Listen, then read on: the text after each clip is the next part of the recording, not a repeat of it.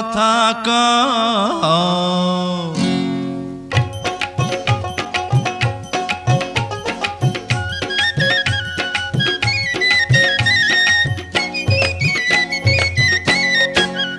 হবু কথা কও কি আমি কবে হইমু বাপ আমার কানে কইয়া দাও।